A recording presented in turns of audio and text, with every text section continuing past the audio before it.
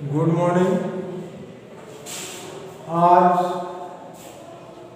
अपना जो मुख्य बिंदु है वो है मुख्यमंत्री और मंत्री परिषद।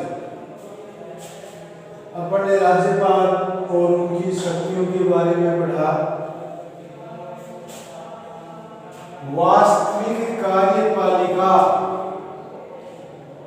की शक्ति किसमें निहित होती है? मुख्यमंत्री में। मुख्यमंत्री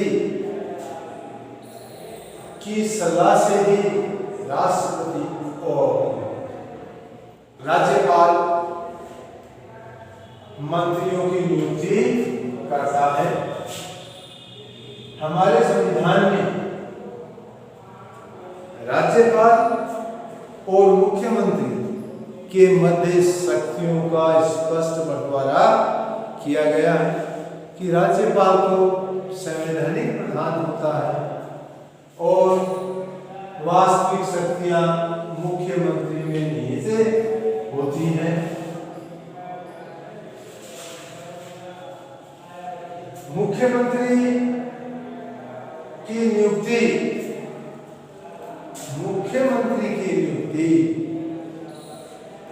राज्यपाल करता है और वो बहुमत दल का नेता होना चाहिए। विधानसभा में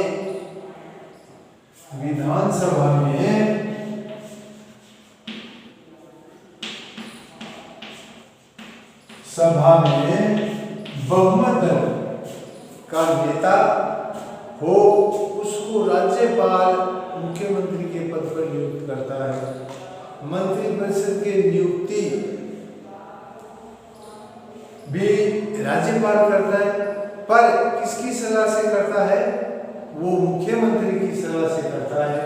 मुख्यमंत्री जब किसी भी मंत्री का इस्तीफा मांग ले और उसकी सलाह राज्यपाल को दे दे तो उसे उनका इस्तीफा स्वीकार करना होता है।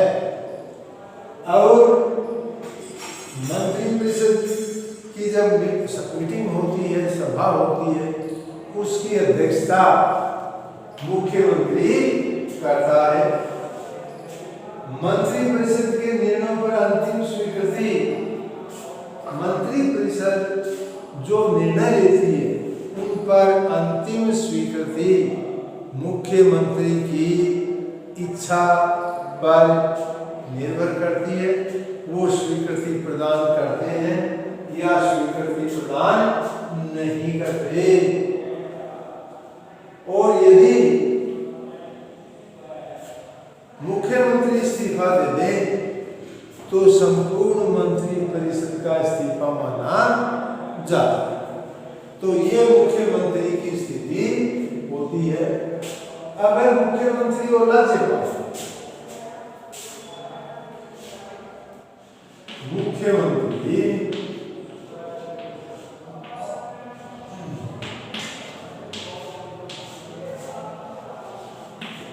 और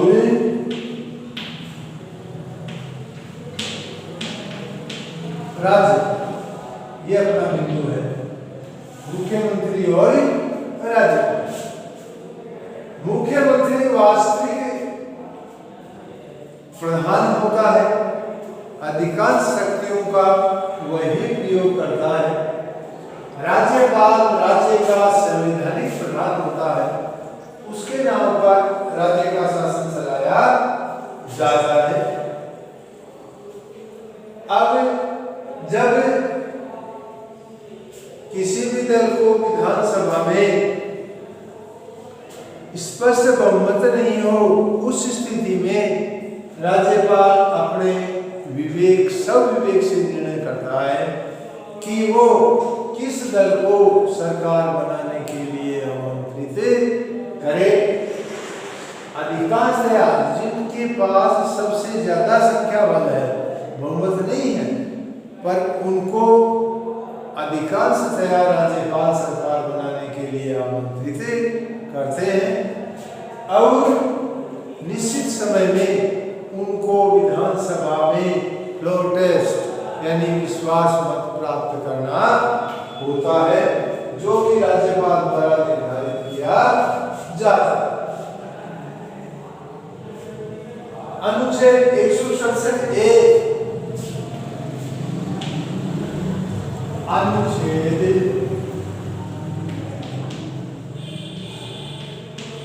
167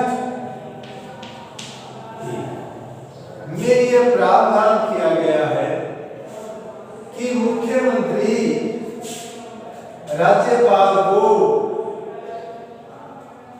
सूचनाएं देगा।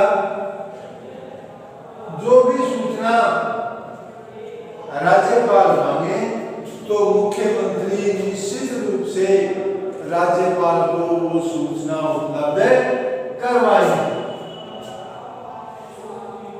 अनुच्छेद 167(3)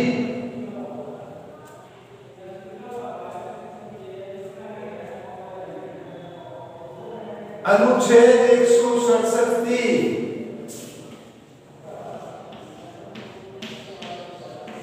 में यह प्रावधान है कि किसी मंत्री ने किसी बात को स्वीकार कर लिया, यानी जिस विषय पर उस मंत्री ने किसी विषय पर निर्णय ले लिया तो राज्यपाल को ये, और राज्यपाल के पास जब हो जाता है तो राज्यपाल उसे मंत्री परिषद की अनुमति के लिए भेज सकता है। यानी मुख्य जिस पर मंत्री परिषद में विचार नहीं किया गया तो मुख्यमंत्री के निर्देश को देता है राज्यपाल कि इसे मंत्री परिषद में विचार के लिए रखा जाए। अब है मुख्यमंत्री और राज्य विधायिका। मुख्यमंत्री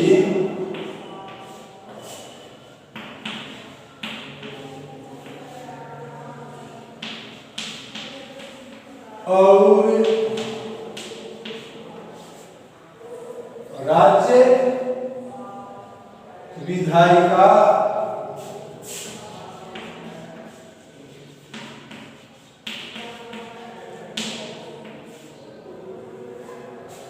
मुख्यमंत्री और राज्य विधायिका, यानी मुख्यमंत्री और राज्य विधायिका में क्या संबंध होता है? मुख्यमंत्री जो होता है वो बहुमत दल का नेता होता है। वह राज्यपाल को सदन का सत्र बुलाने और उसका सत्रावसान करने की सलाह देता है, और विधानसभा में मुख्यमंत्री को बहुमत प्राप्त है तो वो राज्यपाल को कभी भी विधानसभा को भंग करने की सलाह दे सकता है। सरकार की नीतियों की घोषणा विधायिका भी करता है। वह किसी भी मंत्री को नियुक्त कर सकता है और किसी भी मंत्री से उसका इस्तीफा मांग सकता है, और उसके इस्तीफे को स्वीकार करने की जब वो सलाह राज्यपाल को देता है तो राज्यपाल उसे स्वीकार कर लेते हैं। इस तरह से मुख्यमंत्री और राज्य विधायिका के संबंध निर्धारित है। फिर राज्य मंत्री परिषद,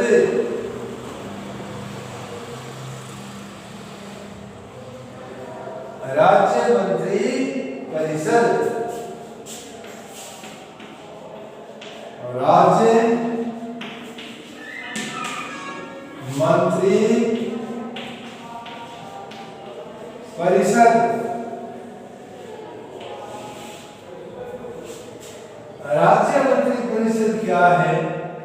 ये केंद्र की तर्ज पर राज्य की वास्तविक शासन प्रमुख होती है, यानी मंत्री परिषद ही राज्य के अंदर शासन का संचालन करती है। यही मंत्री परिषद मुख्य होती है। मंत्री परिषद का मुखिया मुख्यमंत्री होता है। मंत्री परिषद का मुखिया मुख्यमंत्री होता है। अब है इसका संगठन।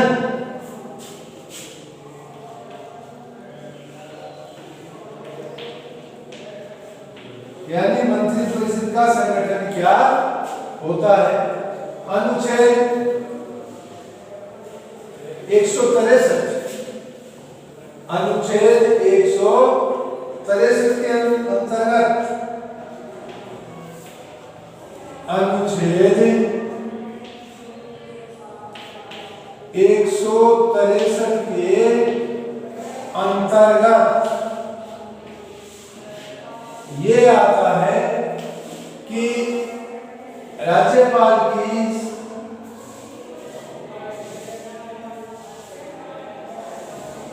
सलाह देने के लिए एक मंत्री परिषद होगी और मुख्यमंत्री के परामर्श से उसका गठन किया जाएगा। अनुच्छेद 163 क्या कहता है कि राज्य में राज्यपाल के की सहायता के लिए एक मंत्री परिषद होगी और उसका मुखिया मुख्यमंत्री होगा और वो उसका मुख्यमंत्री के परामर्श से ही वो मंत्री परिषद के सदस्यों की नियुक्ति करता है। मुख्यमंत्री परिषद का विघटन भी करवा सकता है, किसी मंत्री का इस्तीफा भी मंगवा सकता है, किसी नए मंत्री को नियुक्त करना हो वो भी वो नियुक्त कर सकता है। नियुक्त करेगा राज्यपाल और सलाह कौन देगा? मुख्यमंत्री। अब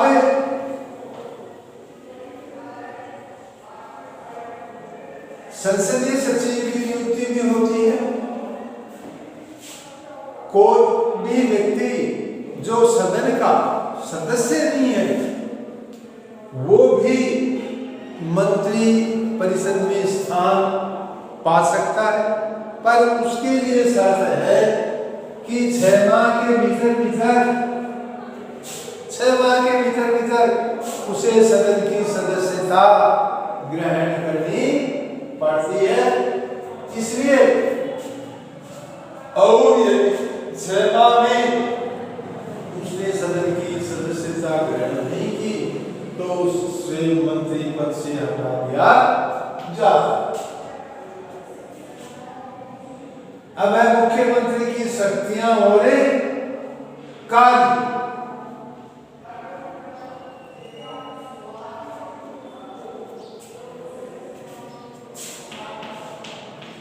संविधान संशोधन 91 के अनुसार मुख्यमंत्री कितने सदस्यों को मंत्रिमंडल में शामिल कर सकता है? विधानसभा के, जैसे राजस्थान में एक ही सदन है, विधानसभा के अधिकतम 15% ही वो अपने मंत्रिमंडल में सदस्य रख सकता है। ये संख्या निश्चित है। अब है अपना मुख्यमंत्री की शक्तियां और कार्य।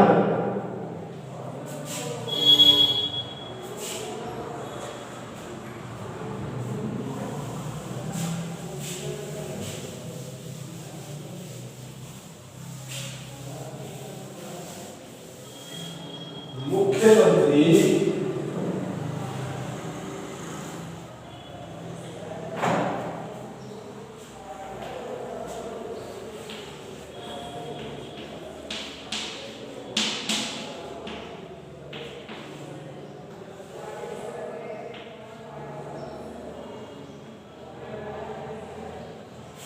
मुख्यमंत्री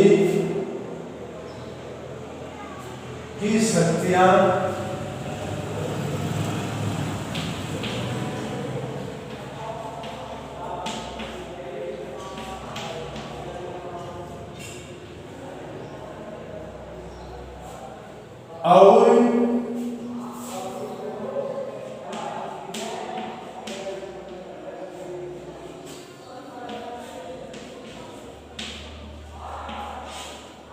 और कार्य मुख्यमंत्री की शक्तियां और कार्य। नंबर 1, मुख्यमंत्री कार्यपालिका का मुखिया होता है, यानी सरकार का वास्तविक अध्यक्ष सरकार का वास्तविक अध्यक्ष मुख्यमंत्री ही होता है। सरकार का वास्तविक अध्यक्ष मुख्यमंत्री ही होता है।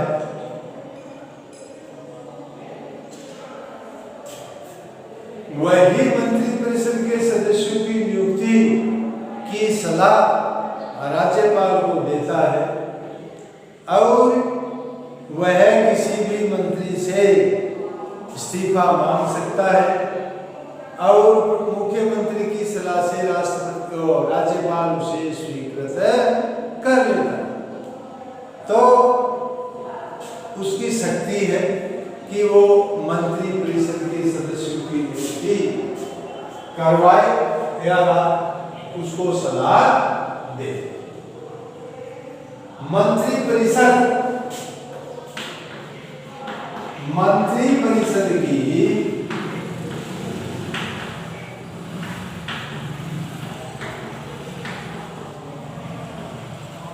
बैठकों की अध्यक्षता करती है।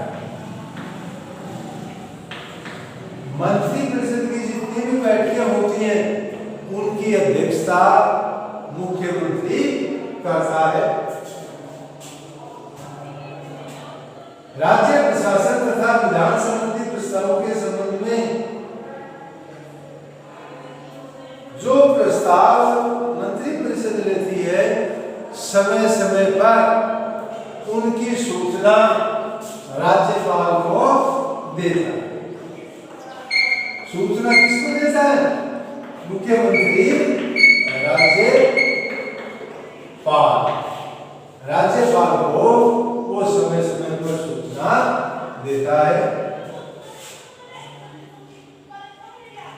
चौथा, यदि जैसा हमने अभी पढ़ा कोई भी मंत्री कोई निर्णय ले लेता है तो राज्यपाल की सलाह से मुख्यमंत्री उसे मंत्रिपरिषद में विचार के लिए रखवा सकता है। पांचवा है, मुख्यमंत्री विधानमंडल के जितने भी कार्य होते हैं उन पर निर्णय लेता है और जो विधानसभा में धन विधेयक होते हैं सरकारी विधेयक उसके निरीक्षण में ही प्रदान किए जाते हैं और उसकी सलाह से ही वो तैयार किए जाते हैं। सरकारी तथा निजी कार्य का समय भी मुख्यमंत्री ही तय करता है कि सरकारी कार्य के लिए सदन में इतना समय होगा और निजी कार्यों के लिए इतना समय। मंत्रियों के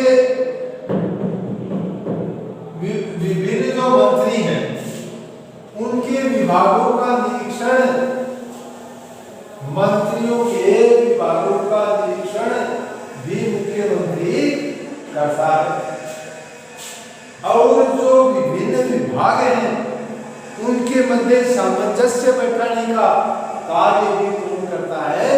मुख्यमंत्री का महत्वपूर्ण कार्य है। राज्य विधानमंडल में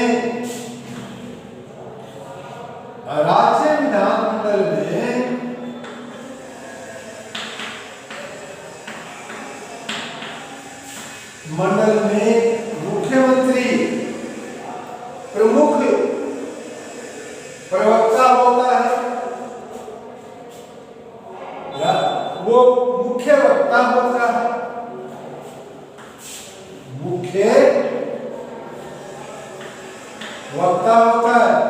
राज्य विधानमंडल में मुख्यमंत्री ही मुख्य वक्ता होता है। शासकीय नीति से संबंधित अधिकृत घोषणा मुख्यमंत्री के अधिकार क्षेत्र में ही आता है। ये उसकी शक्ति और उसका कार्य है। राज्यपाल तथा मंत्रिपरिषद संपर्क